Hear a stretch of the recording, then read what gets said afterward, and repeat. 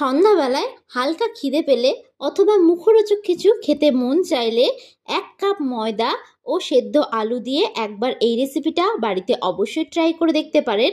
বাড়ির ছোটদের সাথে সাথেও দেখবেন বড়রা এই রেসিপিটা খেতে খুবই পছন্দ করবে। আর এই রেসিপিটি একবার তৈরি করলে কিন্তু আপনার কাছে বারবার রিকোয়েস্ট আসবে। তো চলুন দেখে নেওয়া যাক আজকে আমার এই রেসিপিটি। তো ভিডিওটা কোথাও স্কিপ না করে পুরোটা দেখার জন্য আপনাদের কাছে আমার অনুরোধ রইল। সবার প্রথমে আমি এখানে একটা মিক্সিং বোল নিয়ে নিয়েছি। এবার আমি এর মধ্যে দিয়ে দেব মেজারিং কাপের 2 কাপ পরিমাণে ময়দা। তবে আপনারা কিন্তু চাইলে এখানে ময়দার পরিবর্তে আটা দিয়েও রেসিপিটা তৈরি করতে পারেন। আমি এখানে মেজারিং কাপ মেপে দিয়েছি। তবে আপনাদের হাতের সামনে যদি মেজারিং কাপ না থাকে তবে সেক্ষেত্রে আপনারা স্টিলের বাটি বা চায়ের কাপ মেপেও দিতে পারেন। এবার আমি এর মধ্যে দিয়ে দেব স্বাদ অনুযায়ী নুন ও দিয়ে দেব 2 টেবিল স্পুন অনুযায়ী রিফাইন তেল ও সামান্য একটু জোয়ান। আমি 2 হাতে তালু দিয়ে এইরকমভাবে একটু ঘষে দিয়ে দেব। জোয়ান কিন্তু আমাদের হজমে খুব ভালো সাহায্য করে। এবার এই সমস্ত শুকনো উপকরণগুলোকে কিন্তু আমি খুব ভালো করে ময়দার সঙ্গে একটু মিশিয়ে নেব। খুব ভালোভাবে কিন্তু একটু ময়ম দিয়ে নিতে হবে। নমস্কার বন্ধুরা, রনিতাস ফুড প্লেসে আবারও একবার সকল বন্ধুকে আমি স্বাগত জানাই। আমি আবারও হাজির হলাম আপনাদের সামনে নতুন একটি রেসিপির ভিডিও নিয়ে। আমি কিন্তু সবসময় ঘরে থাকা উপকরণগুলো দিয়েই রেসিপিগুলো তৈরি করার চেষ্টা করি, যাতে আপনাদের রেসিপিগুলো বানাতে কোনো অসুবিধা না হয়। তো দেখুন ময়মটা কিন্তু খুব ভালোভাবে আমি দিয়ে নিয়েছি।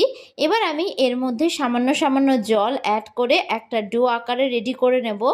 জলটা কিন্তু আমি একেবারে দেব না, জলটা কিন্তু আমি সামান্য সামান্য পরিমাণেই দেব। একেবারে দিলে কিন্তু ডোটা পাতলা হয়ে যেতে পারে। সাধারণত রুটি পরোটার ডো আপনারা ঠিক যেইভাবে রেডি করেন ঠিক সেইভাবে কিন্তু এই ডোটাকেও তৈরি করে নিতে হবে। আর আমি কিন্তু এখানে কোনো প্রকার ঠান্ডা বা গরম জল দিইনি। আমি এখানে রুম টেম্পারেচারে রাখা জল দিয়ে কিন্তু ডোটাকে খুব ভালো করে একটু মেখে নেব। তো দেখুন ঠিক এই রকমভাবে কিন্তু ডোটাকে খুব ভালো করে একটু মেখে নিতে হবে। সন্ধ্যাবেলায় হঠাৎ করে কোনো গেস্ট চলে আসলে কিন্তু আপনারা এই রেসিপিটা অনায়াসে তৈরি করে দিতে পারবেন। তো দেখুন ডোটাকে কিন্তু খুব ভালো করে আমি মেখে নিয়েছি। এইভাবে কিন্তু একটু ডোটাকে মেখে নিতে হবে। এবার এটাকে আমি ঢাকনা চাপা দিয়ে 15 মিনিটের জন্য একটু রেস্ট রেখে দেব। অন্যদিকে আমি একটা ফ্রাইং প্যান বসিয়ে দিয়েছি। ফ্রাইং প্যানটাকে প্রথমে আমি খুব ভালো করে গরম করে নিয়েছি। এবার আমি এর মধ্যে দিয়ে দিচ্ছি পরিমাণ মতন সাদা তেল। তেলটা কিন্তু খুব ভালোভাবে গরম হয়ে গেছে। এবার আমি এর মধ্যে দিয়ে দেব একটা মিডিয়াম সাইজের কুচিয়ে রাখা পেঁয়াজ। পেঁয়াজটাকে কিন্তু আমি একটু মিহি করে কুচিয়ে নিয়েছি। আপনারা কিন্তু ঠিক এইরকম ছোট ছোট করে একটু পেঁয়াজটাকে কেটে নেওয়ার চেষ্টা করবেন, তাহলে কিন্তু রেসিপিটা তৈরি করতে বেশ সুবিধা হবে। পেঁয়াজটাকে কিন্তু আমি হালকা লাল করে একটু ভেজে নেব। আমি হালকা লাল করে কিন্তু পেঁয়াজটাকে ভেজে নিয়েছি। এবার আমি এর মধ্যে অ্যাড করে দিচ্ছি ঝালের জন্য কাঁচা লঙ্কা কুচি। এখানে আপনারা ঝালটা যে যতটা খেতে পছন্দ করবেন ঠিক সেই অনুযায়ী কিন্তু এখানে ঝালটা দেবেন। তাছাড়া এটা যদি আপনারা বাচ্চাদের জন্য বানিয়ে থাকেন তাহলে কিন্তু এখানে লঙ্কাটাকে স্কিপ করে দিতে পারেন। এবার আমি এর মধ্যে অ্যাড করে দিচ্ছি স্বাদ অনুযায়ী নুন ও দিয়ে দিচ্ছি হলুদ গুঁড়ো। নুন ও হলুদ গুঁড়োটাকে দিয়েও আমি খুব ভালো করে পেঁয়াজের সঙ্গে একটু নাড়াচাড়া করে ভেজে নেব। এবার আমি এর মধ্যে দিয়ে দেবো সেদ্ধ আলু। এখানে আমি একটা মিডিয়াম সাইজের আলুকে সেদ্ধ করে হাত দিয়ে খুব ভালো করে একটু ম্যাশ করে নিয়েছিলাম। আলুটাকে কিন্তু খুব ভালো করে একটু ম্যাশ করে নিতে হবে। তো এবার আলু দিয়েও কিন্তু আমি খুব ভালো করে মশলার সঙ্গে একটু ভেজে নেব। গ্যাসের ফ্লেমটাই কিন্তু আমি এই অবস্থায় মিডিয়ামে রেখেছি। এবার আমি এর মধ্যে অ্যাড করে দিচ্ছি জিরের গুঁড়ো। তবে আপনারা কিন্তু এখানে জিরের গুঁড়োর পরিবর্তে গরম মশলার গুঁড়ো অ্যাড করে দিতে পারেন। এবার আমি এটাকে কিন্তু খুব ভালো করে একটু নাড়াচাড়া করে ভেজে নেব। আমার এই ভিডিওটা যদি আপনাদের কাছে ভালো লেগে থাকে তাহলে অবশ্যই একটি লাইক করবেন। আর যারা যারা আমার চ্যানেলের নতুন বন্ধু তারা অবশ্যই আমার চ্যানেলটি সাবস্ক্রাইব করে দেবেন। আমার ভিডিওর আপডেট সবার আগে পেতে পাশে থাকা বেল আইকনটা ক্লিক করতে ভুলবেন না। আর যারা যারা ফেসবুক থেকে দেখছেন তারা রনিতাস ফুড প্লেস পেজটিকে ফলো করে দেবেন। তো দেখুন আলুটা কিন্তু খুব ভালো করে আমার ভাজা হয়ে গেছে। এবার আলুটাকে কিন্তু আমি অন্য একটি পাত্রে নামিয়ে নেব। আলুটাকে নামিয়ে খুব ভালো করে কিন্তু একটু ঠান্ডা করে নিতে হবে। এবার অন্যদিকে 15 মিনিট পর আমি আবারও ফিরে আসলাম। তো দেখুন ময়দার ডোটা কিন্তু আগের থেকে অনেকটা সফট ও নরম হয়ে গেছে। এবার এটাকে আমি আবারও একটু মেখে নিচ্ছি। খুব বেশিক্ষণ কিন্তু এখানে মাখতে হবে না। তো এবার এটা থেকে আমি লেচি কেটে নেব। একটু বড় বড় করে কিন্তু লেচিগুলোকে কাটতে হবে। তো দেখুন এইরকম বড় বড় করে কিন্তু আমি লেচিগুলোকে কেটে নিয়েছি। লেচিগুলোকে আমি দু হাতের তালু দিয়ে খুব ভালো করে একটু গোল করে নিয়ে হাত দিয়ে ঠিক এই রকমভাবে আমি একটু চ্যাপ্টা করে দিয়েছি। দুটো লেচিকে কিন্তু ঠিক একই রকমভাবে তৈরি করে নেব। সাধারণত রুটি বা পরোটার লেচি আপনারা যেরকম কাটেন তার থেকে কিন্তু বড় আকারের কেটে নিতে হবে। দুটো রুটির লেচি একসঙ্গে করলে ঠিক যতটা হয় ঠিক ততটা বড় করে কিন্তু এই লেচিটাকেও কেটে নিতে হবে।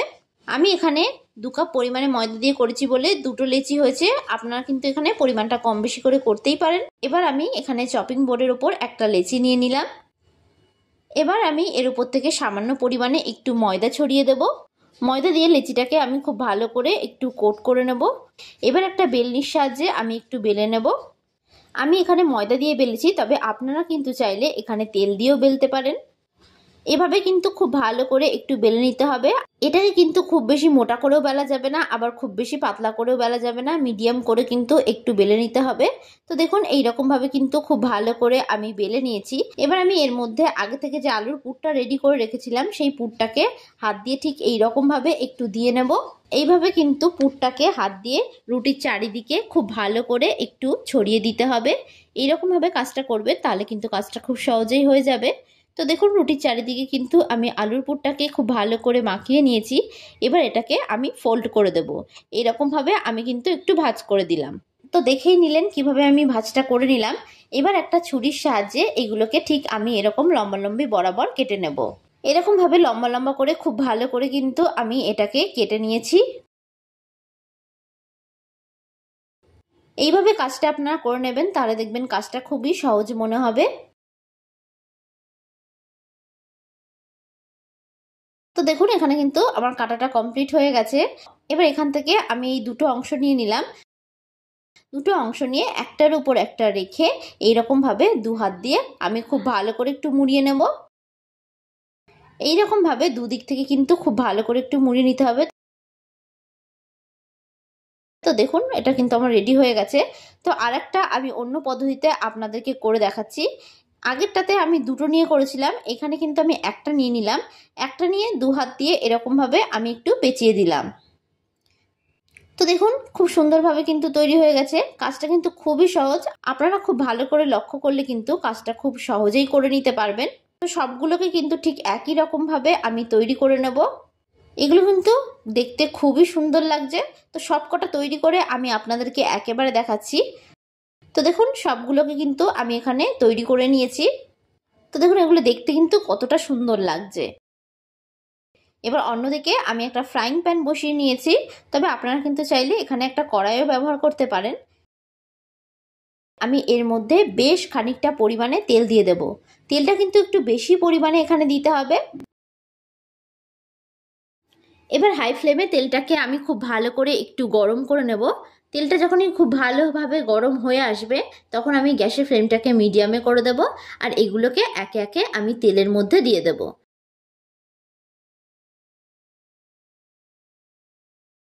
এরকমভাবে কিন্তু আমি তেলের মধ্যে সবগুলোকে দিয়ে দিয়েছি। এবার গ্যাসের ফ্লেমটাকে মিডিয়ামে রেখে কিন্তু আমি এগুলোকে খুব ভালো করে ভেজে নেব। এগুলো কিন্তু ভাজতে খুব একটা বেশি সময় লাগবে না। 1 মিনিট ধরে একটু উল্টে পাল্টে ভালো করে ভেজে নেবেন, তাহলে দেখবেন খুব ভালো করে ভাজা হয়ে যাবে। তো এক পিঠটা ভাজা হয়ে গেলে আমি এগুলোকে উল্টে দেব। উল্টে পাল্টে কিন্তু বেশ লাল লাল করে আমি এগুলোকে একটু ভেজে নেব। তো দেখুন বেশ লাল লাল করে কিন্তু ভাজা হয়ে গেছে। এবার এগুলোকে আমি তেল ছেঁকে অন্য একটি পাত্রে তুলে নেব। তো ভিডিওটা আপনাদের কাছে কেমন লাগলো অবশ্যই কিন্তু আমাকে কমেন্ট বক্সে জানাতে ভুলবেন না। তো বাদবাকিগুলোকে কিন্তু আমি ঠিক একই রকমভাবে ভেজে নেব। আমার এই ভিডিওটা যদি আপনাদের কাছে ভালো লেগে থাকে তাহলে অবশ্যই একটা লাইক করবেন, আর যারা যারা আমার চ্যানেলের নতুন বন্ধু তারা অবশ্যই আমার চ্যানেলটি সাবস্ক্রাইব করে দেবেন। আমার ভিডিওর আপডেট সবার আগে পেতে পাশে থাকা বেল আইকনটা ক্লিক করতে ভুলবেন না। আর যারা যারা ফেসবুক থেকে দেখছেন তারা রনিতাস ফুড প্লেস পেজটিকে ফলো করে দেবেন। তো দেখুন এগুলো কিন্তু আমার খুব ভালোভাবে ভাজা হয়ে গেছে। তো এগুলোকে আমি অন্য একটি পাত্রে তুলে নিলাম। তো দেখুন খুব সুন্দরভাবে কিন্তু তৈরি হয়ে গেছে আমাদের আজকের এই রেসিপিটি। তো আপনাদের কাছে আমার রিকোয়েস্ট থাকলো এই রেসিপিটি বাড়িতে একবার হলেও তৈরি করার জন্য। তো আজকের মতন আমি বিদায় জানালাম। আবারও হাজির হব আপনাদের সামনে নতুন একটি রেসিপির ভিডিও নিয়ে। তো আশা করি আপনারা সকলে ভালো থাকবেন, সুস্থ থাকবেন। ধন্যবাদ।